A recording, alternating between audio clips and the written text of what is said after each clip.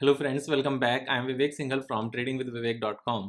और आज हम बात करने वाले हैं एसबीआई कार्ड, एसबीआई बैंक के बारे में, नॉट एसबीआई कार्ड। और एसबीआई बैंक की जब हम बात कर रहे हैं तो यहाँ पर पिछले 3-4 दिन से लगातार एसबीआई का शेयर गिरावट में है। अब शेयर का गिरावट में होना और दूसरी तरफ रिजल्ट्स का अच्छा आना, ये दोनों चीज़ें कॉन्ट्रा नज़र आती है। और ऐसे में एक हमेशा कन्फ्यूज़न क्रिएट होता है कि विवेक भाई, जब रिजल्ट बेकार आते हैं तो शेयर प्राइस ऊपर चला जाता है, जब रिजल्ट्स यहाँ पर अच्छे आते हैं तो शेयर प्राइस नीचे चला जाता है। और बहुत बार क्या होता है कि जिस डायरेक्शन में रिजल्ट्स आते हैं उसी डायरेक्शन में यहाँ पर स्टॉक प्राइस भी रहता है। So it's a combination of four, means किसी भी तरीके से हो सकता है। और जब ये सारे कॉम्बिनेशन इस तरीके से होते हैं तो ये डाउट क्रिएट होना एक जायज सी बात है। ऐसे में डाउट क्यों क्रिएट होता है? डाउट इसलिए क्रिएट होता है, शायद हमने उतने अच्छे से चीज़ों को स्टडी नहीं किया होता और हमने मैक्रो सिचुएशंस को ध्यान में रखते हुए पीयर कंपनीज में क्या हो रहा है। Peer companies means the same companies in the same group, different companies in the same group, जिसको हम कहते हैं कि जो कॉम्पिटिटर्स हैं या फिर बैंकिंग इंडस्ट्री में जो बाकी बड़े बैंक्स हैं। जब सारी चीज़ों को एक साथ समझा जाए, स्टडी की जाए, थोड़ा सा यहाँ पर 1 आवर, हाफ एन आवर लगाया जाए, सोच समझ के अपना पैसा लगाया जाए और 1 आवर की स्टडी के बाद हमारे खुद के जितने क्वेश्चंस हैं वो सारे के सारे सोल्व हो जाते हैं, ऐसा मैंने देखा है। लेकिन पॉइंट यही है कि विवेक भाई, 1 आवर नहीं है लगाने के लिए। तो कुछ केसेस में मैं समझ सकता हूँ कि 1 आवर नहीं है लगाने के लिए। For example, if you are a doctor, doctors की लाइफ बहुत ज़्यादा हेक्टिक रहती है, समझ में आता है। लेकिन अगर हम कॉर्पोरेट में हैं and we are not the CEO और सीएफओ और सीटीओ, मीन्स हम बहुत बड़ी पोजीशन पर नहीं हैं, तो कहीं ना कहीं सैटरडे संडे हमें टाइम मिलता है, ऐसी बात नहीं है।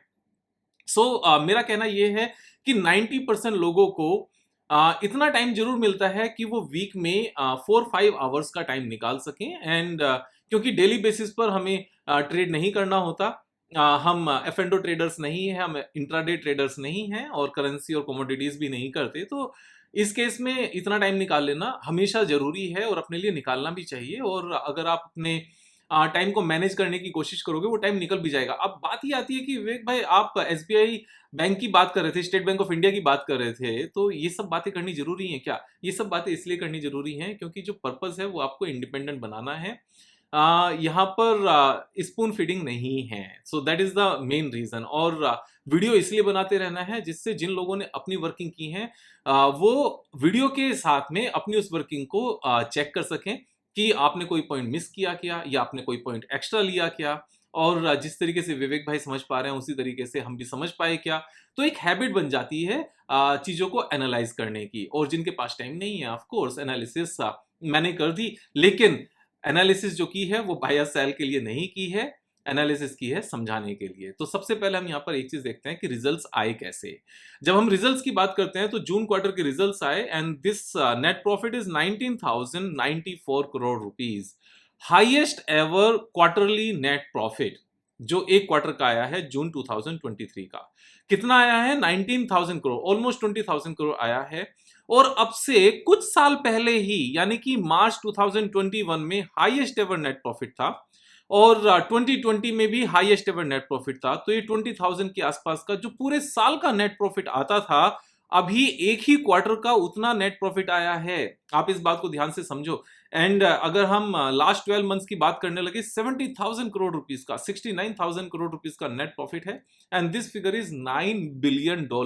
यहां मैं बिलियन की बात कर रहा हूं, डॉलर की बात कर रहा हूं। $9 बिलियन का एक साल का यहां पर नेट प्रॉफिट का आना, ये कुछ ही बहुत बड़ी कंपनीज वर्ल्ड ओवर कर पाती हैं। सारी कंपनीज के बस की ये बात नहीं होती। जहां तक रिजल्ट्स की बात है, क्वार्टरली रिजल्ट्स की बात है, अगर हम सेम क्वार्टर से लास्ट ईयर के इस करंट की फिगर को कंपेयर करने लगे तो 101,000 करोड़ का यहाँ पर रेवेन्यू है, जो पहले 76,000 करोड़ था। तो ये अच्छा खासा यहाँ पर एक ग्रोथ है। और नेट प्रॉफिट की अगर हम बात करने लगे, 19,000 करोड़ रुपीस का नेट प्रॉफिट है, जो लास्ट ईयर सेम क्वार्टर में 7,000 करोड़ था, यानी कि डबल से ज्यादा हो गया है। और क्वार्टर ऑन क्वार्टर भी हाईएस्ट एवर नेट प्रॉफिट है and quarter on quarter highest ever यहाँ पर रेवेन्यू है। और ईयर ऑन ईयर यानी कि यहां पर हाईएस्ट एवर रेवेन्यू है and highest ever net profit है, यानी कि किसी भी पैरामीटर के बेस पर बेस्ट एवर रिजल्ट है। एक भी पैरामीटर ऐसा नहीं है जहां पर इसको बेस्ट एवर रिजल्ट ना बोला जाए। उसके साथ में एक और बात हम देखते हैं कि पी रेशो बहुत ज्यादा तो नहीं है, 7.65 का पी रेशो है, यानी कि सिंगल डिजिट में, वो भी नीचे की तरफ। और बुक वैल्यू से ऐसा नहीं है कि 3 गुना या 4 गुना ट्रेड कर रहा हो जैसे बाकी बैंक्स करते हैं, ऐसा नहीं है। तो यहां से जो फंडामेंटल्स हैं, फाइनेंशियल्स हैं, बिजनेस वाइज भी वो सब तरीके से यहाँ पर बेहतरीन है। और अगर हम अपने ही पी रेशियो से इसको कंपेयर करने लगे, जैसा कि हम हमेशा से करते आए हैं, सो 5 ईयर का जो मीडियन है that is 13, currently quoting at 7। 3 years का जो मीडियन है that is 12.2, currently quoting at 7। 1 year का जो मीडियन है दैट इज 11.1। 6 मंथ का जो मीडियन है दैट इज 9.9, और 1 मंथ का जो मीडियन है दैट इज 9.6। यानी कि वैल्यूएशन में अगर हम इसी कंपनी को इसी कंपनी के साथ कंपेयर करें, जिसको लेकर मैंने एक वीडियो बनाई थी कुछ दिन पहले कि how to find out under valued large cap stocks, तो कंपनी को खुद के ही पी से पास्ट परफॉर्मेंस के बेस पर ट्रैक करना चाहिए। यहां पर हर एक पैरामीटर से 5 इयर्स में, 3 इयर्स में, 1 ईयर में, 6 मंथ में, 1 मंथ में, हर तरीके से आज की डेट में अंडर वैल्यूड है। Best ever result, under valued stock. अब बात करते हैं यहां पर टेक्निकल्स की। जब टेक्निकल्स की यहां पर बात करते हैं तो हम यहां पर देखते हैं कि लास्ट 3-4 डेज में ये स्टॉक प्राइस नीचे आया। स्टॉक प्राइस नीचे आया, दैट इज ओके, लेकिन क्या यहां पर कोई चार्ट पैटर्न बनता हुआ नजर आया क्या? यस, चार्ट पैटर्न बनते हुए नजर आया। और वो चार्ट पैटर्न क्या है कि लेफ्ट में इसने 2 शोल्डर्स बनाए हैं, 1 शोल्डर, सेकंड शोल्डर, और उसके बाद में यहां पर इसने एक हेड बनाया। हेड बनाने के बाद में आप देखोगे यहां पर 1 शोल्डर बना और ये सेकंड शोल्डर बनने के लिए है। अब जो सेकंड शोल्डर का लो है, आप ध्यान से समझना, मैं यहां पर लो पर एक लाइन ड्रॉ करता हूं। जो लो है, यही लो अगर हम देखेंगे तो लेफ्ट में जो शोल्डर बना था उसका भी लो सेम था। यहां पर ये चीज बहुत बार हुई है, जैसे हमने यहां पर भी देखा था कि लगातार 3-4-5 डेज में स्टॉक प्राइस नीचे गया और वापस से ऊपर चला गया। तो बहुत बार इस तरीके से अच्छे रिजल्ट के बाद भी, अच्छे रिजल्ट आने से पहले भी स्टॉक प्राइस नीचे आएगा। क्यों? क्योंकि उसने एक पैटर्न बनाना है। अब पैटर्न बनता क्यों है? इसके लिए जो मैंने ऑनलाइन क्लासेस की वीडियोस अपलोड की हुई हैं, आप चैनल पे जाओगे, प्लेलिस्ट में जाओगे, वहां पर 3 आवर्स की 7 वीडियोस हैं।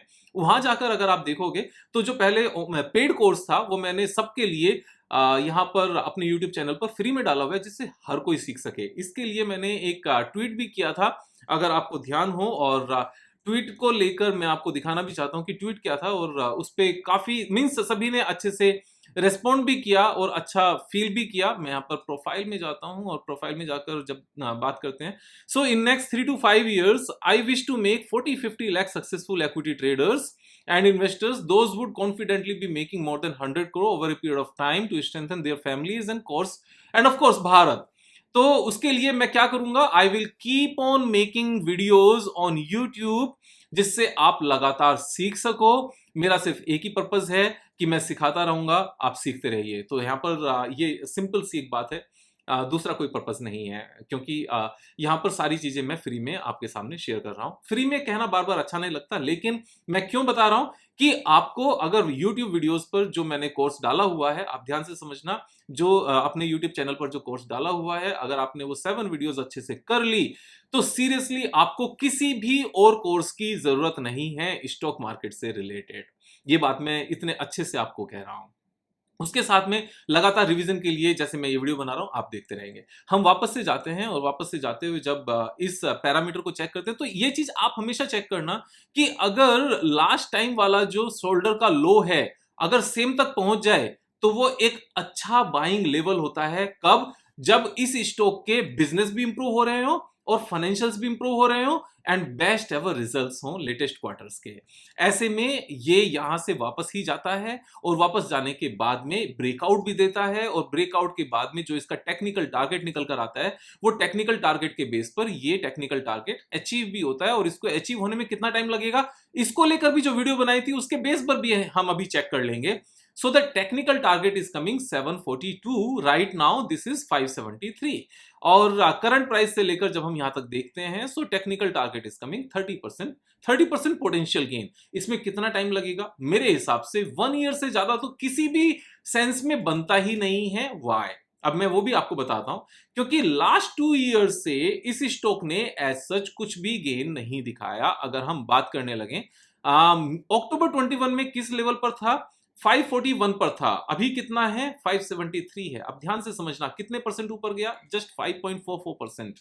और अक्टूबर 21 का जो गेन था वो कितना गेन रहा, अक्टूबर 21 से पहले का जो नेट प्रॉफिट आया था वो 21 में आया होगा, 23,000 करोड़ रुपीस का नेट प्रॉफिट था। अभी कितना है 69,000 करोड़। तो ये कितने गुना हुआ, this is exactly 3 times. Net profit 3 गुना हो चुका है और स्टॉक प्राइस कितना ही मूव किया है, स्टॉक प्राइस सिर्फ और सिर्फ 5% मूव किया है। ये जो डिफरेंस क्रिएट होता है ना कि stock price was trading here and fundamentals financials यहां कहते थे फाइनेंशियल्स इंप्रूव होते जा रहे हैं होते जा रहे हैं होते जा रहे हैं, इक्वल भी पहुंचे, उसके बाद भी बहुत ऊपर चले गए। ऐसा रह ही नहीं सकता कि स्टॉक प्राइस नीचे रह जाए। स्टॉक प्राइस वापस से मीट करेगा ही करेगा जब नेट प्रॉफिट 3 गुने हो चुके हो ना, और आगे का यहां पर और ज्यादा बढ़ने का साफ साफ यहां पर नजर आता हो। नजर कैसे आता है, इंटरेस्ट रेट की साइकिल अब डाउन शुरू होनी है, और जैसे ही इंटरेस्ट रेट की डाउन साइकिल शुरू होती है, कैपिटल एक्सपेंडिचर बड़ी बड़ी कंपनी से बढ़ जाता है और नया बिजनेस बैंकों के लिए आता है। यहां पर ये सिंपल सा एक पॉइंट है।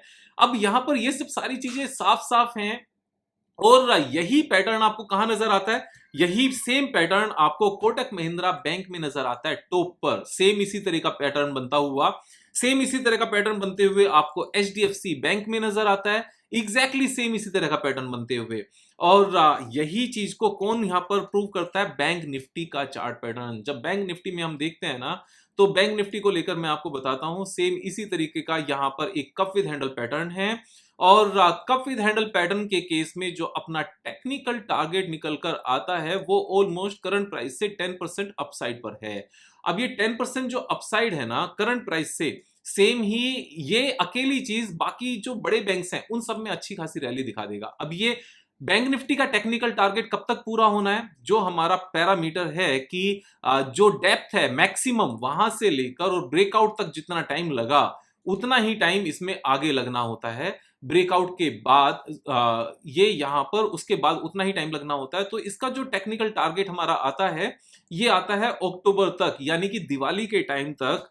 अब से जस्ट अगस्त सितंबर, सिर्फ 2 मंथ्स में यहां से 10-11% के आसपास का बैंक निफ्टी ग्रो करता हुआ नजर आता है। और जब ये चलेगा तो यहां पर एचडीएफसी बैंक भी चलेगा, यहां पर कोटक बैंक भी चलेगा और एसबीआई भी चलेगा, क्योंकि तीनों ही यहां पर सेम पैटर्न बना रहे हैं। एक्चुअल में इंडेक्स सेम पैटर्न बना रहा है, एसबीआई का SBI bank SBI same pattern बना रहा है। SBI bank is a wrong word because that is State Bank of India. So SBI is making the same pattern, HDFC bank is making the same pattern, और Kotak Mahindra bank is making the same pattern जो bank Nifty बना रही है। और सबके highest ever results हैं और बेहतरीन यहाँ पर चार्ट पैटर्न है। मैक्रो इकोनॉमिक्स कहती है कि इंटरेस्ट रेट की साइकिल डाउन साइड पर शुरू होगी तो बैंकिंग यहाँ पर ग्रो करेगा, और बैंकिंग ग्रो करेगा, मार्केट ग्रो नहीं करे ऐसा होता ही नहीं है। यहाँ पर यही एक छोटी सी कन्विक्शन है कि जब यहाँ एसबीआई इतना गिरता हुआ नजर आए उसके बाद भी हम यहाँ पर स्ट्रांगली पोजीशन बना पाए। सी मेरी रिकमेंडेशन नहीं है बाय या सेल करने की, इस बात को मैं अभी साफ साफ कह देता हूं। ये चार्ट पैटर्न को मैं डिस्कस कर रहा हूं कि इतना गिरा, इतनी स्पीड से क्यों गिरा, because it had to make a pattern. Pattern इसलिए बनता है जिससे गिरावट करके जितना माल ऑपरेटर को भरना है वो पैनिक करा के रिटेल इन्वेस्टर से माल भर सके।